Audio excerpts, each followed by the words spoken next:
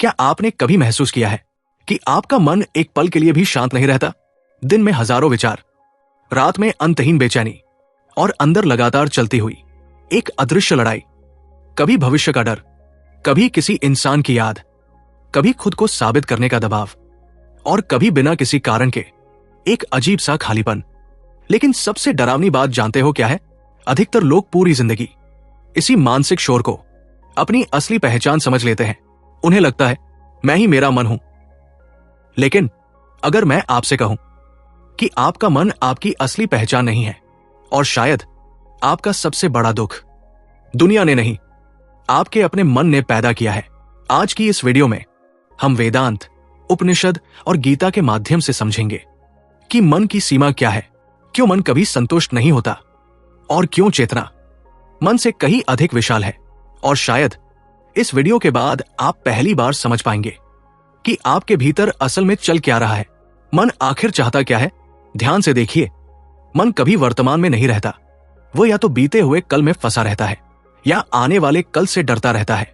जब आपके पास पैसा नहीं होता, मन कहता है पैसा आ जाए तो मैं शांत हो जाऊंगा। जब पैसा आ जाता है, मन कहता है अब और चाहिए।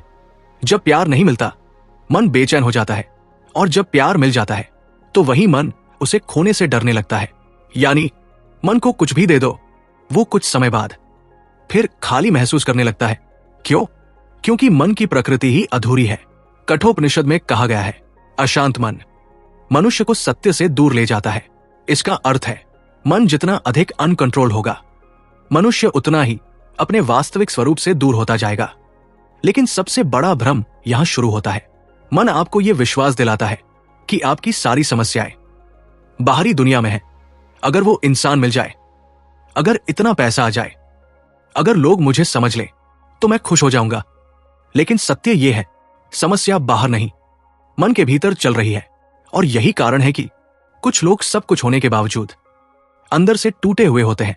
भगवद गीता अध्याय 6 में श्री कृष्ण कहते हैं, मनुष्य का मन ही उसका मित्र है और वही उसका शत्रु भी।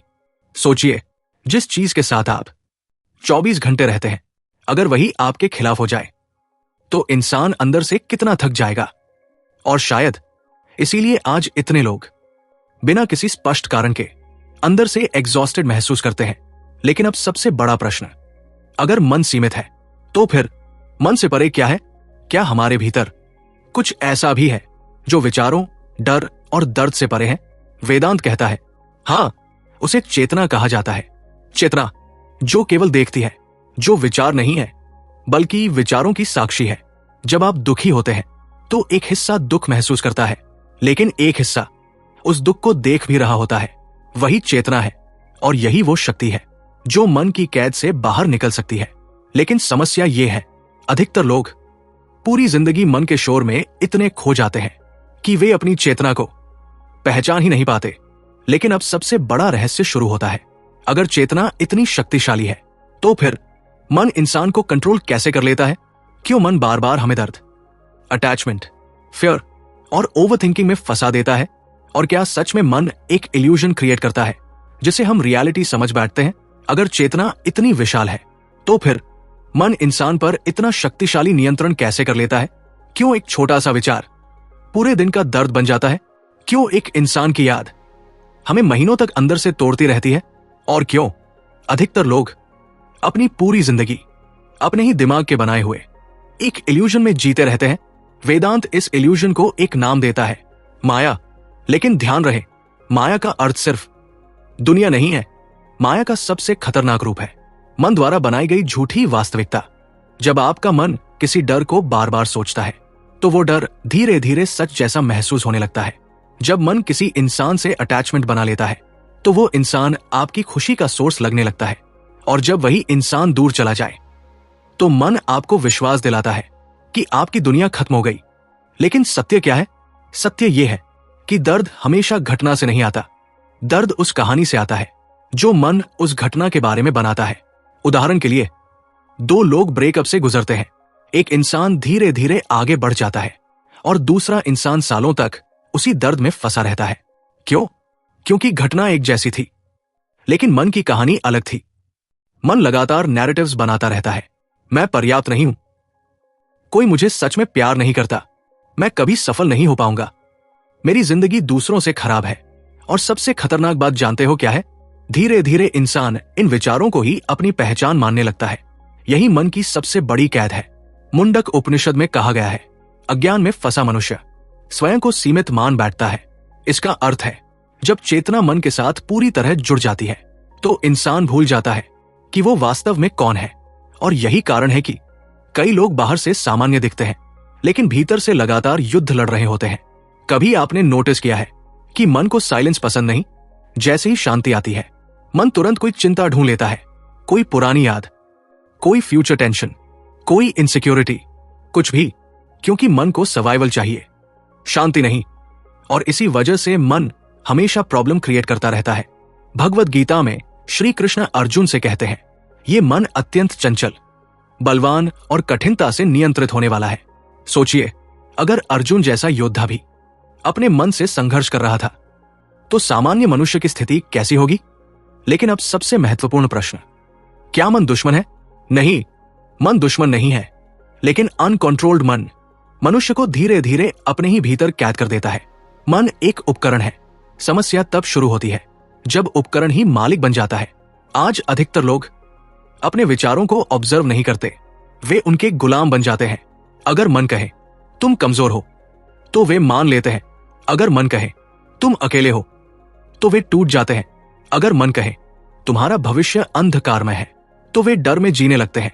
लेकिन वेदांत कहता है, आप विचार नहीं है, आप वो चेतना है जो विचारों को देख रही है।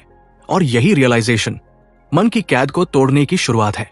जब इंसान पहली बार समझता है कि मैं मेरा माइंड नहीं हूं, तभी भीतर फ्रीडम का जन्म होता है। लेकिन यहां एक और रहस्य छिपा है। अगर इंसान मन नहीं है तो फिर असल में कौन है? कौन है जो हर दर्द, हर विचार, हर इमोशन को देख रहा है? और क्या वही हमारी असली शक्ति है? अगर आप आपका मन नहीं है तो फिर आप वास्तव में कौन है? कौन है जो आपके भीतर हर विचार को देख रहा है? जब मन डरता है तो कौन है जो उस डर को महसूस होते हुए भी उसे ऑब्जर्व कर रहा है?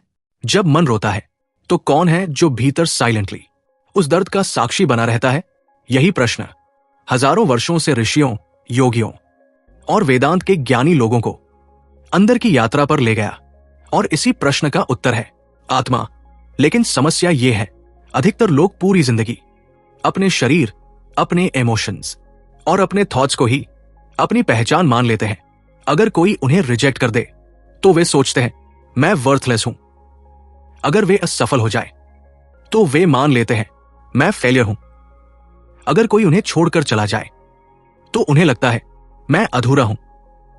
लेकिन वेदांत कहता है यह सब अनुभव है, आपकी असली पहचान नहीं। भगवद गीता अध्याय 2 में श्री कृष्ण कहते हैं, आत्मा न जन्म लेती है न मरती है। सोचिए, जिस चीज को दुनिया तोड़ नहीं सकती उसे आप दूसरों के शब्दों से क्यों तोड़ देते हैं? यही मन का भ्रम है। मन टेम्पररी चीजों को परमानेंट बना देता है और आत्मा हर अनुभव को सिर्फ गुजरते हुए देखती है। उपनिषदों में आत्मा को साक्षी कहा गया है। साक्षी मतलब जो केवल देखता है, जैसे आसमान जिसमें बादल आते हैं, तूफान आते हैं, बारिश आती है, लेकिन आसमान वैसा का वैसा रहता है। उसी तरह थॉट्स आते हैं, इमोशंस आते हैं, फियर आता है, पेन आता है, लेकिन आत्मा इन सब के पीछे शांत बनी रहती है। लेकिन इंसान दुखी क्यों है? क्योंकि उसने खुद को बादल समझ लिया, आसमान नहीं। वो टेम्पररी इमोशंस को ही अपनी आइडेंटिटी बना बैठा और यहीं से सफरिंग शुरू होती है। कभी ध्यान दिया है, जब आप बहुत ज्यादा दुखी होते हो तब भी आपके भीतर एक छोटा सा हिस्सा पूरी सिचुएशन को देख रहा होता है। वही साक्षी है, वही चेतना है। लेकिन मन आपको उस साक्षी से दूर रखता है, क्योंकि जिस दिन इंसान अपनी चेतना को पहचान लेगा उस दिन मन का कंट्रोल कम होने लगेगा। और शायद यही कारण है कि आज की दुनिया लोगों को लगातार डिस्ट्रैक्टेड रखती है। हर समय नॉइज, हर समय स्क्रोलिंग, हर समय कंपैरिजन, ताकि इंसान कभी अपने भीतर जा ही न सके। क्योंकि साइलेंस में मन की असली सच्चाई दिखाई देने लगती है। अष्टावक्र गीता में कहा गया है, जिस क्षण मनुष्य स्वयं को साक्षी रूप में जान लेता है उसी क्षण उसका बंधन टूटने लगता है। लेकिन यहां एक और गहरा रहस्य है। अगर आत्मा इतनी शांत और पूर्ण है तो फिर इंसान बार बार अटैचमेंट में क्यों फंस जाता है? क्यों वो बार बार दूसरों से वैलिडेशन मांगता है?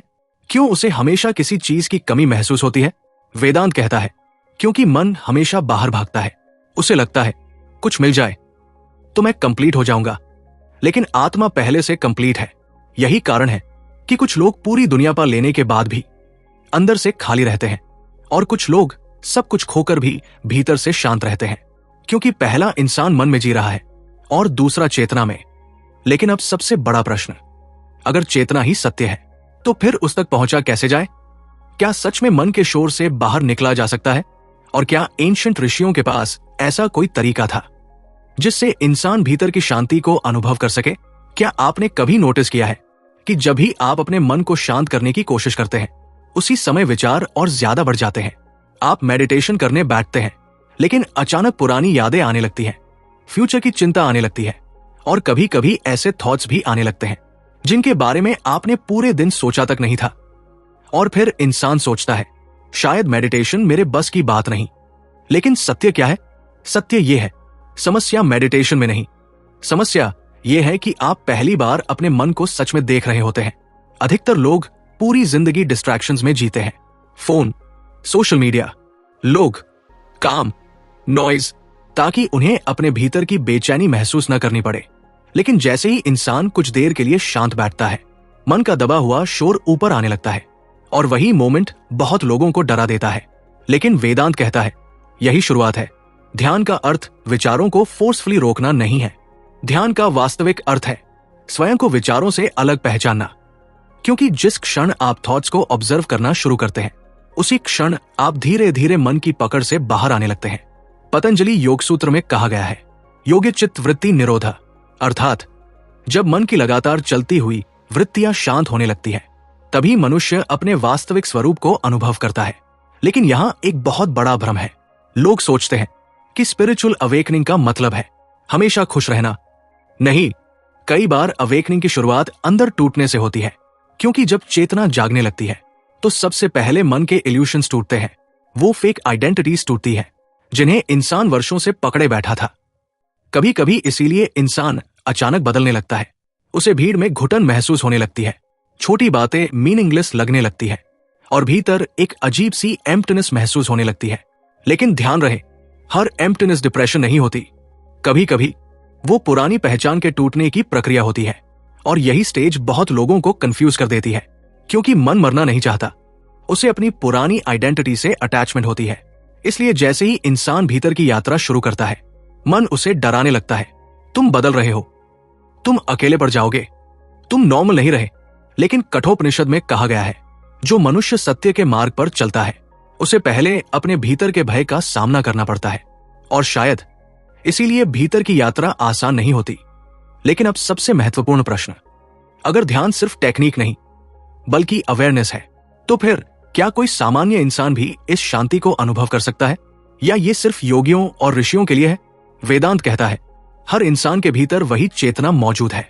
फर्क सिर्फ इतना है, कुछ लोग पूरी जिंदगी मन के शोर में खोए रहते हैं, और कुछ लोग धीरे धीरे उस शोर के पीछे छिपी हुई शांति को पहचान लेते हैं। और जिस दिन इंसान उस शांति को छू लेता है, उस दिन बाहरी दुनिया की बहुत सी चीजें अपनी पकड़ खोने लगती है, क्योंकि तब इंसान खुशी को बाहर नहीं ढूंढता, वो पहली बार उसे अपने भीतर महसूस करने लगता है। लेकिन अब सबसे बड़ा रहस्य बाकी है।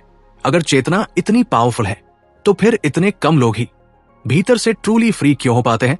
क्या चीज इंसान को बार बार पुराने दर्द, फियर, अटैचमेंट और सफरिंग में वापस खींच लाती है?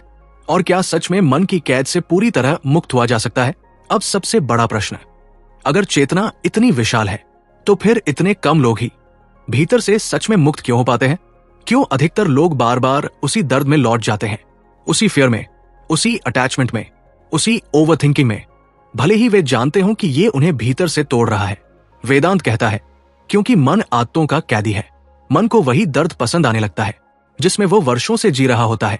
इसीलिए कुछ लोग टॉक्सिक रिश्तों में वापस चले जाते हैं, कुछ लोग बार बार वही मिस्टेक्स दोहराते हैं, और कुछ लोग अपनी ही नेगेटिव सोच से बाहर नहीं निकल पाते, क्योंकि सफरिंग धीरे धीरे उनकी आइडेंटिटी बन जाती है। और जब इंसान अपने दर्द को ही मैं मान लेता है, तब मुक्ति बहुत कठिन लगने लगती है। लेकिन यही आध्यात्मिक यात्रा का सबसे बड़ा सत्य शुरू होता है। मुक्ति का अर्थ दुनिया छोड़ देना नहीं है।